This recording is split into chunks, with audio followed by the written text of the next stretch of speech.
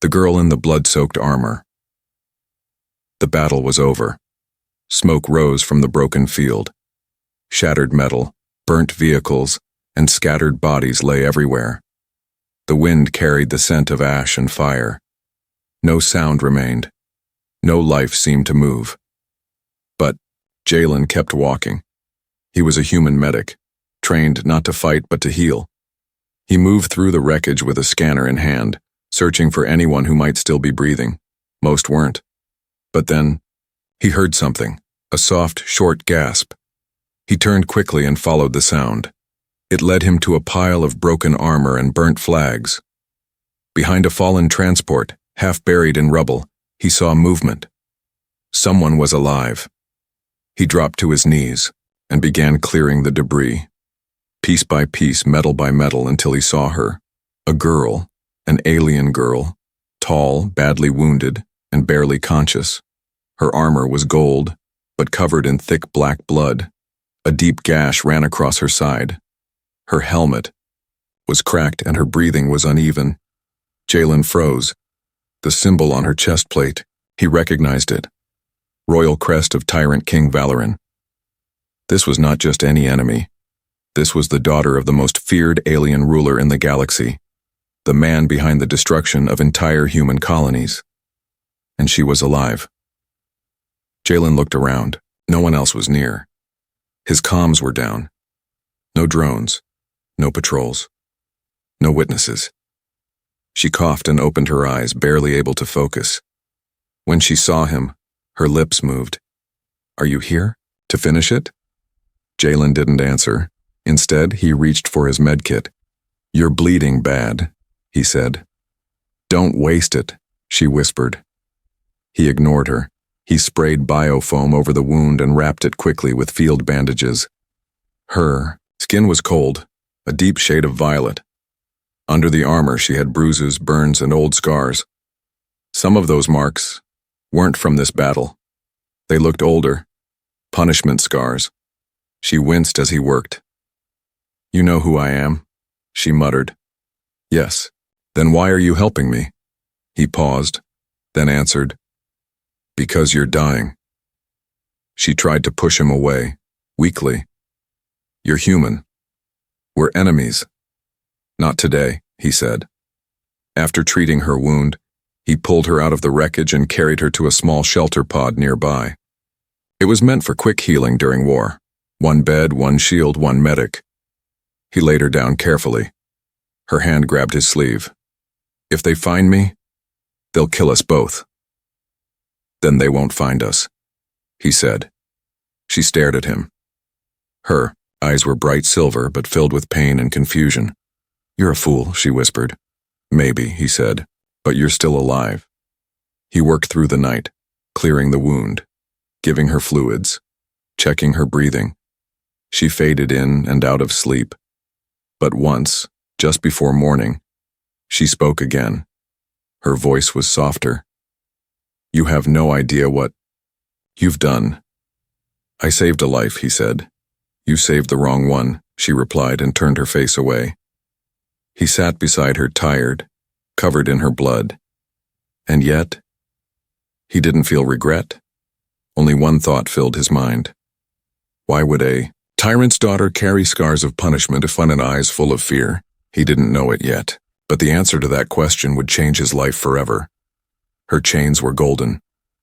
The storm outside had passed, but inside the small shelter, silence remained. Jalen checked the girl's vitals again. Her body was healing slowly, but the damage was deeper than just the wounds. He had seen pain before, on soldiers, on refugees. But this girl's pain came from something else. It was in the way she stared at the wall, not like someone afraid of dying, but like someone afraid of living. She opened her eyes. "You stayed," she said, her voice flat. "You're still breathing," Jalen answered, sitting beside her. "That's enough reason to stay." She looked at the blanket he had placed over her. Her fingers touched the edge of it, confused. "Why do humans care so much about comfort?" "Because we know how it feels to be cold." He handed her water. This time she drank without asking what was in it. Her body trembled a little. "What's your name?" he asked gently. She didn't speak at first, then whispered, "Sarah." Just Sarah. Her eyes flicked toward him. Princess Sarah Valoran of the 6th bloodline. He blinked. So it was true. Not just any royal, the direct daughter of King Valoran, the tyrant who crushed 12 systems and burned peace offers like paper. "So," Jalen said slowly, "why were you out here alone?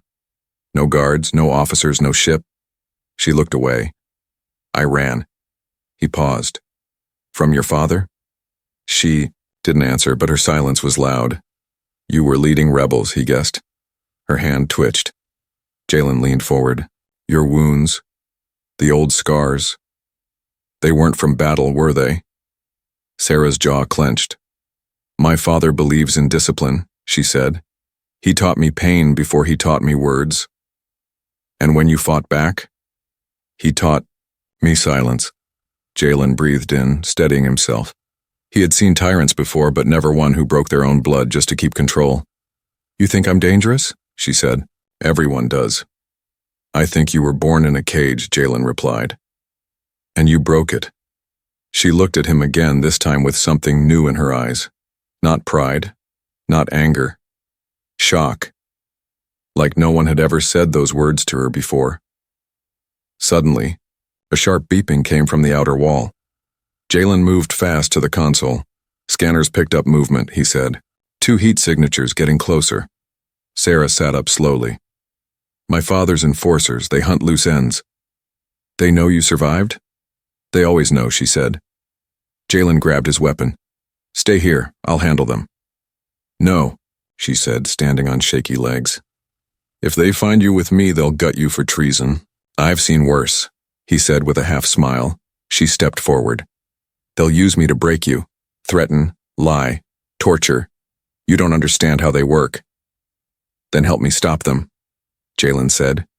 She hesitated, then nodded. They moved. Together, 1 medic, 1 wounded princess, into the rocks behind the shelter.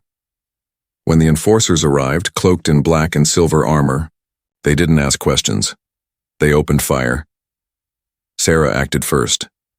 She used her last energy charge to create a smoke barrier. Jalen fired through it, taking down one with a blast to the neck. The second came close. Too close. But before he could raise his weapon, Sarah grabbed a sharp rock and slammed it into his visor. The enforcer fell. Breathing hard, Jalen turned to her. "You're bleeding again." "I've bled worse," she said. But her legs gave out. He caught her. Back inside the shelter, Jalen patched her again. This time, she didn't fight him. "They'll send more," she whispered. "Then we keep moving. They won't stop. Neither will I." She turned her head. "Why are you doing this?" Jalen stared at her for a long moment, then said the truth. "Because I don't see a monster." "What do you see?" "Someone who never got a choice." Sarah closed her eyes. A tear slipped down her cheek. Not from pain. From something colder. Something that had lived inside her for too long, and for the first time in her life, she wasn't alone in it. The king sends his hunters. The mountain winds howled louder that night. They had moved far from the battlefield, deeper into a frozen region where scanners rarely worked and soldiers feared to follow. The cold bit through armor and skin, but Jalen kept the fire going and kept Sarah alive. He watched her sleep beside the heater. Her breath was soft now, not from weakness, but peace. But peace didn't last long. At dawn, his comm buzzed. Encrypted code. Human command. Royal hunters spotted in Sector 7, eyes open. Trust no signatures. Jalen looked at the screen, then at the girl beside him. He didn't need the warning. The king had finally sent his best. Hours later, they were on the move again. Sarah walked better now, her limp barely noticeable. Her hair was tied back, her posture stronger.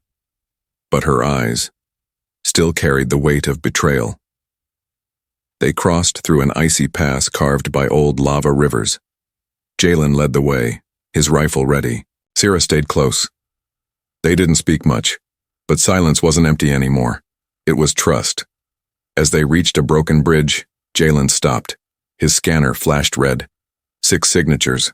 No ID. Fast. Coordinated. Coming straight at them. Sarah stepped beside him. Not mercs, she whispered. These are his high hunters. Royal blood enforcers, I remember their faces. What do they want? Jalen asked. Me, she said, her voice cold. And your head. They set a trap fast. They split up, using the sharp rocks for cover. Jalen placed a small mine on the far ledge while Sarah climbed a high point with a stolen scope rifle. The snow began to fall harder. And then the hunters came. They moved like ghosts. Silent, smooth, merciless, cloaked in dark purple armor, marked with the king's personal seal. They didn't scan. They already knew. One pointed toward the ridge. Princess, he hissed. You've gone far enough. Another raised his weapon. You embarrass your bloodline. Jalen fired first. His shot hit a hunter in the knee, sending him tumbling. Sarah fired from above. Her bullet sliced through a helmet visor. Then the real fight began. One hunter reached Jalen with a blade. They clashed, steel to steel. Jalen wasn't a soldier, but he fought like someone who had lost enough. He dodged low and struck hard, breaking the man's wrist. But another came from behind. Jalen stumbled until Sarah dropped down, blade in hand. She took the hit meant for him, her armor cracking. But she didn't fall. She spun and drove the blade into the attacker's chest. When it ended, 4 hunters were dead. 2 escaped into the storm. Blood, both red and blue, stained the ice. Jalen sat against a rock, breathing hard. His arm was bleeding, his shoulder dislocated. Sarah knelt beside him. Her hands shook. You're hurt, she said. Yeah, he breathed. But I'm still here. She placed her hand on his face, wiping the blood gently. Her eyes were wide. You fought for me, she whispered. You fought first, he replied. They moved to a hidden cave before the snow swallowed their trail. There, Jalen stitched his wounds. Sarah stood guard, rifle ready. The fire crackled softly. He will send more, she said. We'll handle it. No, she said, turning toward him. This ends only one way. He looked at her, confused. She stepped. Closer. You need to take me to the palace. What? I have something. Something he can't allow to live. She pulled a small cube from inside her armor. Jalen's eyes widened. Is that? Yes, she said. The access code to his command network. The last thing the rebels made before we were crushed. It's inside me. I was the carrier. I was never meant to survive the escape. And now? Now I have to finish it, she said. But I can't do it alone. Jalen sat in silence. Outside, the wind screamed. Inside, 2 souls stared at each other. Both broken, both hunted, but no longer afraid. You saved me, Sarah said. Now I ask for more. Not because of duty, but because I trust you. Jalen stood, nodded, and reached for her hand. Then let's end this. Her secret could end the war. Snow fell like ash. The cold mountain stood still as Jalen and Sarah made their way across the frozen ridge.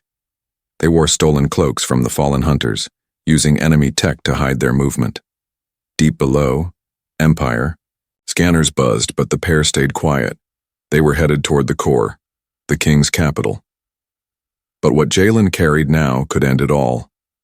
They reached a deep cave by nightfall. Inside, Jalen finally looked at the strange cube Sarah had pulled from her armor earlier.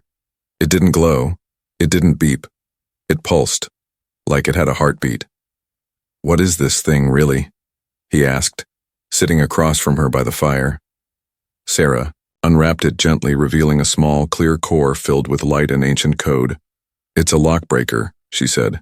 It doesn't destroy his empire. It unlocks it, opens his entire command chain. Weapons, ships, comms, everything. Why did they put it in you? Because no one expected a royal daughter to betray her own bloodline. And now? Now, my name alone is the key. Jalen shook his head slowly. So you were a weapon this whole time? No, she said softly. I was a hope. She looked down at her bandaged arm, the one he had treated just days ago. But I never believed. In hope, she added. Not until you. He didn't speak, just reached across the fire and touched her hand gently. The next day, they descended toward the edge of the capital. The city looked like a mountain of glass and fire, giant towers with glowing shields, guarded sky bridges, drones in perfect formation. It was beautiful and terrible. How do we even get close? Jalen asked. The inner tunnels, Sarah said. Only royal blood can open the path. They won't expect me. They'll try to kill you on sight. She looked at him. They can try. They moved fast, through old rebel paths, through caves filled with dust and memory. They passed skeletons, some still in armor, some holding flags that once stood for freedom. Sarah's hand touched a crumbled mural of a woman holding a broken chain. She was my aunt, she said softly. The first rebel, the first to be burned alive by my father.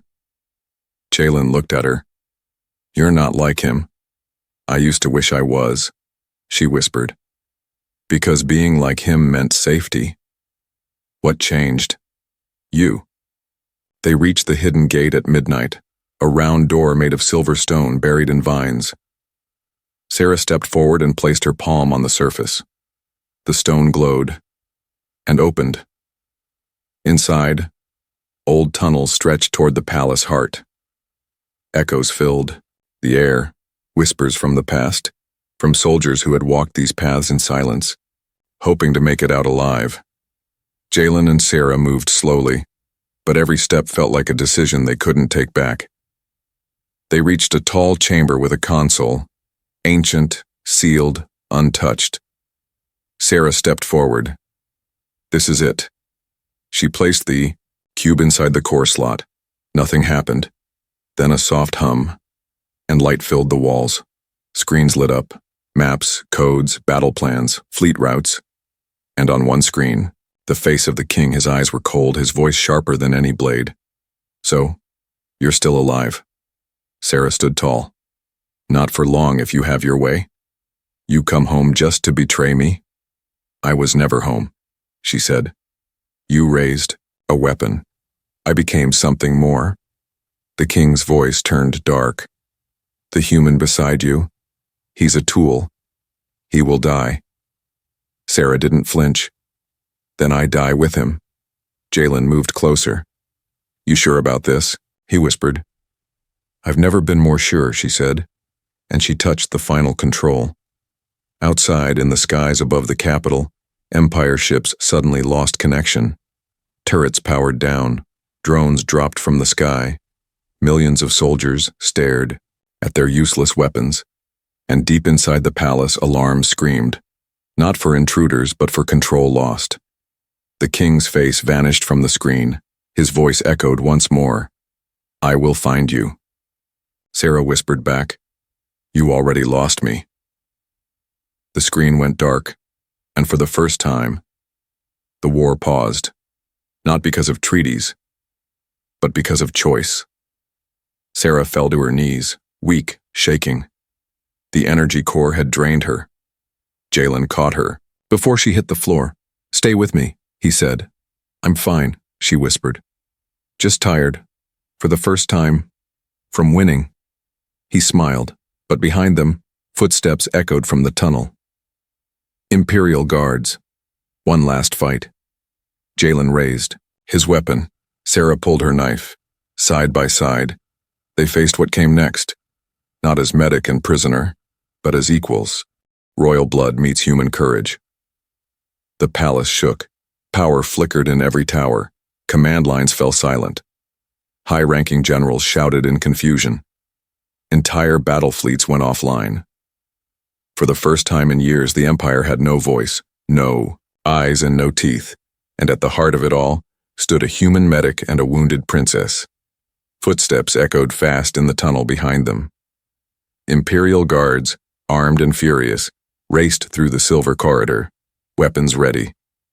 But Jalen and Sarah stood back to back. The stolen cube still glowed at her waist. Her hands gripped a curved rebel blade. His fingers tightened around his rifle.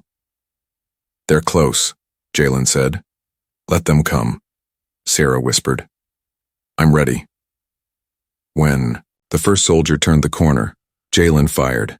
A clean shot, straight to the leg. The man dropped.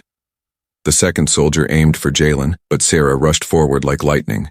She slashed once, blade across the wrist. The weapon fell. Before the soldier could shout, she slammed him into the wall and knocked him cold. They didn't kill. They didn't need to, because the Empire's heart was already bleeding. More guards came, but none of them could stop the pair. Some even hesitated. Some dropped their weapons and backed away. The face of the fallen king's daughter, once feared, now brought something new to the palace halls. Doubt. They reached the throne chamber by midday, a grand dome of red crystal and dark metal. Walls lined with the faces of every enemy the king had crushed, names carved into stone like trophies, and there, at the center, sat the tyrant, King Valoran. He did not rise. He did not blink. He just watched. Sarah walked forward, steps echoing like thunder. Jalen stayed close, rifle lowered, but ready. The king's voice cut the air like a knife. "You shame this house." "You destroyed this house," she replied. "You bring a human to stand beside you like a mate, like a warrior?" "No," she said. "I bring the one who gave me back my soul." The king's eyes narrowed. "You stole my codes." "No," she said. "I took what was mine." "Then die with him." He stood, massive, armored, terrifying. He moved like a shadow, fast and brutal. His fist struck. Jalen fired. The blast hit the king's shoulder, knocking him back, but only for a second. Valoran charged forward, rage in his eyes. Jalen was thrown across the room. Sarah stood alone now, blade raised, voice steady. No more running. The king roared and swung. She dodged, barely. Her blade scraped across his chest, sparks flying. They fought like thunder and lightning, steel against steel, blood against blood. She moved with rebel grace. He moved with brute force. Every strike, every breath, felt like history burning down. Then, the king grabbed her arm, his grip crushed bone. Sarah screamed. He raised his other hand, ready to finish her. But Jalen, broken ribs and all, charged from behind. He tackled the king, driving him into the wall. The force knocked the crown from Valoran's head. The tyrant roared, pushing Jalen aside, but it was enough. Sarah rose, blade in hand, and with one final swing, she struck her father across the face. He fell. Not dead. Not yet. But defeated. Guards rushed in and froze. Not at Jalen. Not at the blood. But at what they saw. A human holding the royal daughter in his arms. Her hand gripping his shirt. His forehead resting against hers, and in that moment, no one fired. No one moved. Because even empires know when something greater has been born. Sarah looked up, her voice soft. "He is not my future." She turned to Jalen. "You are." Jalen helped her stand. Together, they walked out of the throne chamber, not as enemies, not as rebels, but as something the Empire had never understood. Free. Judgment Day. The throne chamber was behind them now. The Empire's capital had gone silent. The king's soldiers didn't follow. The generals stopped, shouting, and the war, so loud for so long, had finally gone quiet. Jalen and Sarah walked through the palace gates hand in hand, but peace wasn't waiting. Not yet. Outside the walls, ships circled in the sky. Human forces and rebel fleets had begun to land across the capital. Old flags rose. Weapons were lowered. New leaders stepped forward to take the place of tyrants. Sarah sat down on the edge of the palace steps. Her hand was shaking. The battle was over, but something inside her still felt broken. Jalen stood near her. He looked at the scar on her wrist, the one from her father years ago. He had seen wounds before, but this one was deeper than the skin. "You did it?" he said softly. "No, she whispered. We did. A medical team arrived. They treated Jalen's ribs and tried to take Sarah away for full healing, but she refused. Not yet, she said. There's one more thing. A council meeting had been called. Representatives from both Human Command and former Empire governors gathered in the Great Hall. No longer a place of fear, but now filled with uncertain hope. Sarah stepped forward, wearing no crown, no armor, only truth. She spoke clearly. I was born to continue the cycle of control. Pain, war. I chose something else. This man, this human, showed me another way. The room was quiet. I know many of you don't trust me, she said. But the ones who will rebuild this world must be different from the ones who burned it. A human commander stood, and, the war? He asked. Ended, she said. You have my oath. And my people, if they still follow me, will rebuild what was lost. He looked at Jalen. And you? Jalen stood slowly. I didn't come to start a war, he said. I only came to save a life. Somehow. We saved more than that. When the meeting ended, no one clapped, but no one protested either, because sometimes change begins with silence. That night, Jalen and Sarah watched the stars from the palace roof. Fires still burned in the lower cities, but peace moved quietly between the streets. Sarah leaned on him gently. When I was a child, she said, I dreamed of running away, of disappearing. And now I dream of staying, she whispered. With you. Jalen looked into her eyes. We don't need a throne, we don't need titles. We just need each other, she said.